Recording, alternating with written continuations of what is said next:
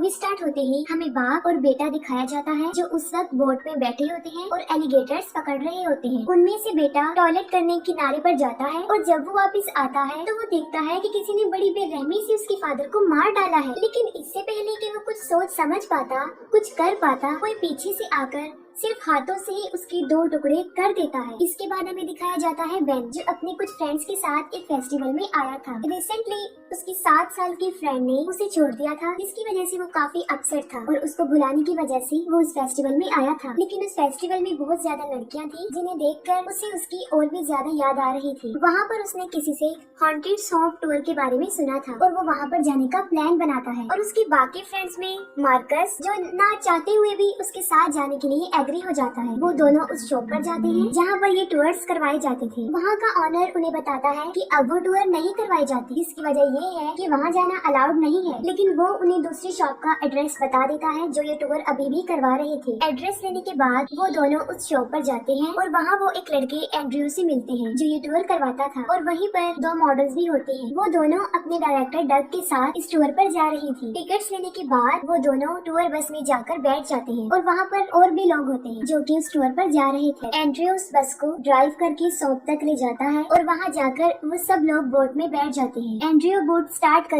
उन्हें वहाँ से ले जाने ही लगता है कि कुछ दूर पर एक आदमी उन्हें चिल्ला चिल्लाकर वहाँ जाने से मना करता है, लेकिन वो लोग उसे पागल समझकर इग्नोर कर देते हैं और आगे बढ़ जाते हैं। एंड्रयू उन्हें उस शॉप का टूर करवा रहा था और क्योंकि वो एक हॉन्टेड टूर था तो वो साथ साथ उन्हें डराने की भी कोशिश कर रहा था। शॉप के किनारे उन्हें एक घर दिखाई देता है। एंड्रयू उन्हें बताता है कि ये घर यहाँ के अर्बन लेजेंड विक्टर क्राउली का है। वो बताता है कि क्राउली बहुत ही ज्यादा बदसूरत था, जिसकी वजह से उसके फादर ने खुद ही उसे एक हैचेट की मदद से मार डाला था। और आज भी क्राउली अपने डैड के लिए, अपने फादर के लिए इस जंगल में रोता है। तब मैरी बेथ कहती है कि ये घर और वो कहानी जो वो सुना रहा था दोनों ही फेक है। फिर कुछ दूर जाने के बाद उनकी बोट काफी बड़े बड़े पत्थरों में फंस जाती है। वो सब लोग उसे निकालने की कोशिश कर ही रहे होते हैं कि अचानक बारिश आना शुरू हो जाती है और उन लोगों की इतनी कोशिश करने के बावजूद भी बोट वहाँ से नहीं हिलती और कुछ देर बाद देखते ही देखते वो डूबने लगती है। वो लोग वहाँ पर फंस चुके थे। फिर जिम एक दरख्त पर चढ़कर किनारे तक पहुँचने की कोशिश करता है, लेकिन उसका पाँव स्लिप हो जाता है और एक एलिगेटर उसका पाँव पकड़ लेता है। वो हेल्प के लिए काफी चिल्लाता है, लेकिन कोई भी उसकी हेल्प नहीं करता। तब मैरी बेथ एक गन निकालती है और उससे उस एलिगेटर को शूट कर देती है। फिर वो एक एक करके किनारे तक पहुंच जाते हैं। क्योंकि वो लोग उस मुसीबत में बुरी तरह फंस चुके थे, इसलिए वो एंड्रयू से इस बात का जवाब मांगते हैं और यहाँ पर वो एक्सपोज हो जाता है। वो बताता है कि वो कोई टूर नहीं करवाता, बल्कि कुछ पैसों की वजह से उसके भाई ने ही उसे यहाँ भेजा है और ये उसका दूसरा टूर है। वो ये भी कहता है कि पहला टूर तो बहुत अच्छा रहा, लेकिन दूसरा टूर ये था जिसमें वो फंस चुके थे। बात को टालने के लिए वो मैरी बेथ से पूछता है कि उसके पास गन कहाँ से आई, जिस पर वो कहती है कि वो यहाँ पर किसी को ढूंढने आई है। 2 रात पहले ही उसके फादर और उसका एक भाई यहाँ पर एलिगेटर्स को पकड़ने आए थे और वो घर वापस नहीं आए, तो वो उन्हें यहाँ ढूंढने आई है। और वो दोनों वही थे जिन्हें किसी ने बड़ी बेरहमी से मार डाला था। वो कहती है कि जितनी जल्दी हो सके हमें यहाँ से निकलना चाहिए, वरना हम सभी मारे जाएंगे। लेकिन कोई भी उसकी एक नहीं सुनता और वो सब वहीं रुकना चाहते हैं। और वो कहती है कि ये विक्टर क्राउली का जंगल है और तब वो उनके सामने उसकी असल स्टोरी को नरेट करती है। विक्टर क्राउली बचपन से ही काफी बदसूरत था और इसी वजह से उसके फादर उसे सबसे छुपाकर घर में ही रखते थे। वो उसका इकलौता बच्चा था, तभी वो उससे बदसूरत होने की वजह से भी प्यार करता था। बाकी बच्चे विक्टर को काफी डराते थे और उसका मजाक भी बनाते थे और यही वजह थी वो दोनों सिटी से दूर इस जंगल में रहा करते थे। और एक दिन हैलोवीन की रात जब विक्टर का फादर घर नहीं था, तब कुछ बच्चे उसके घर जाकर बाहर से उसको काफी परेशान कर रहे होते हैं। वो बच्चे पटाखे जलाकर घर के अंदर फेंक रहे थे ताकि डर कर विक्टर बाहर आ जाए, लेकिन उन पटाखों की चिंगारी से घर के दरवाजे पर आग लग जाती है और विक्टर क्राउली अंदर ही फंस जाता है। और इतनी ही देर में विक्टर के फादर वहाँ पर आ जाते हैं और उन्हें देखकर वो सारे बच्चे भाग जाते हैं। उसके फादर डोर को ओपन करने की बहुत कोशिश करते हैं, लेकिन इसका कोई भी फायदा नहीं होता। और तब उसके फादर एक हैचेट लेकर उस दरवाजे को तोड़ने लगते हैं, लेकिन वो ये नहीं जानते थे कि दरवाजे की दूसरी साइड पर विक्टर खड़ा हुआ है। दरवाजा तोड़ते हुए वो हैचेट सीधा जाकर विक्टर के सर में लगता है और मौके पर ही वो मर जाता है। अब अपने बेटे की डेथ की वजह से उसे खो देने के बाद उसके फादर का बहुत बुरा हाल हो चुका था और वो 10 साल अपने घर में ही रहे और एक दिन वो भी मर गए। और बस उसी ही दिन से विक्टर क्राउली अपने फादर को उस जंगल में ढूंढता है और इस बीच जो भी उसके रास्ते में आता है वो उसे मार डालता है। ये पूरी कहानी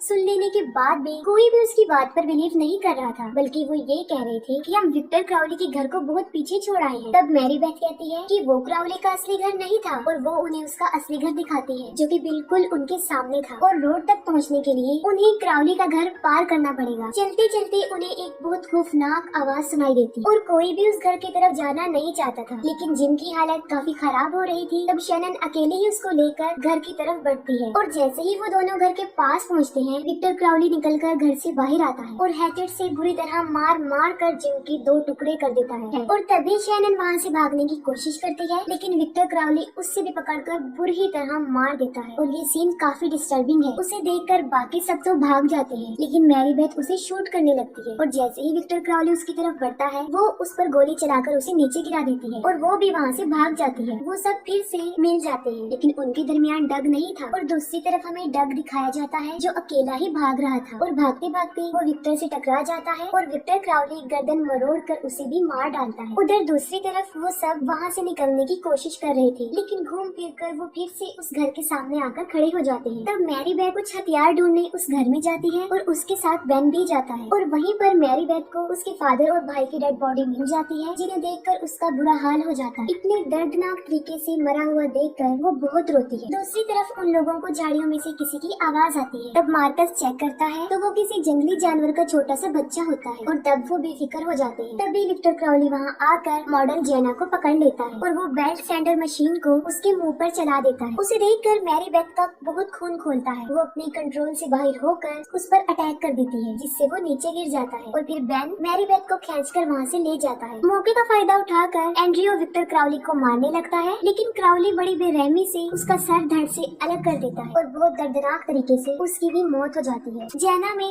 अभी थोड़ी बहुत सांसें बाकी थी, लेकिन विक्टर क्राउली उसे मजीद जिंदा रहने का कोई मौका नहीं देता और वो उसे भी बहुत बुरे तरीके से मार डालता है। अब तक उन सबको पता चल चुका था कि वो यहाँ से बचकर नहीं जा सकते और इसीलिए वो क्राउली को मारने का प्लान बनाते हैं। तब बेन बताता है कि उसने क्राउली के घर में फ्यूल के कंटेनर्स देखे थे और उसकी मदद से वो लोग उसे जलाकर मार सकते हैं। और फिर वो सब उसके घर की तरफ बढ़ते हैं। बाहर मार्कस और मैरी बेथ विक्टर क्राउली का ध्यान बटाने की कोशिश करते हैं और इसी दौरान बेन वहाँ पर फ्यूल ढूंढता है और दूसरी तरफ मॉडल मिस्टी बाहर पहरा दे रही होती है। बेन को एक कैन में फ्यूल तो मिल जाता है, लेकिन तभी मिस्टी की बॉडी के पार्ट्स उस पर आकर गिरते हैं और तब वो देखता है कि क्राउली भी उसके सामने आ चुका है। क्राउली अभी उस पर हमला करने ही वाला था, लेकिन मैरी बेथ पीछे से आकर उसे मारते हुए पकड़ लेती है और इसी दौरान बेन उसके ऊपर फ्यूल छिड़क देता है और वो वहाँ पर आग लगा देते हैं और विक्टर क्राउली जलने लगता है। और यहाँ पर उन लोगों की किस्मत फिर से पलट जाती है, या हम ये कह सकते हैं कि किस्मत विक्टर क्राउली का कुछ ज्यादा ही साथ दे रही थी। और तभी वहाँ पर बारिश हो जाती है और बारिश की वजह से सारी आग बुझ जाती है। ये देखकर वो लोग अब अपना अंजाम जान चुके थे और वो वहाँ से भाग जाते हैं और भागते भागते वो एक कब्रिस्तान तक पहुँच जाते हैं। उन्हें कब्रिस्तान का गेट मिल जाता है, लेकिन बदकिस्मती से सामने से क्राउली आ जाता है। वो लोग जान बचाकर वहाँ से भागने लगते हैं, लेकिन क्राउली मार्कस को पकड़ लेता है और उसे बुरी तरह जकड़ के उसके जिस्म की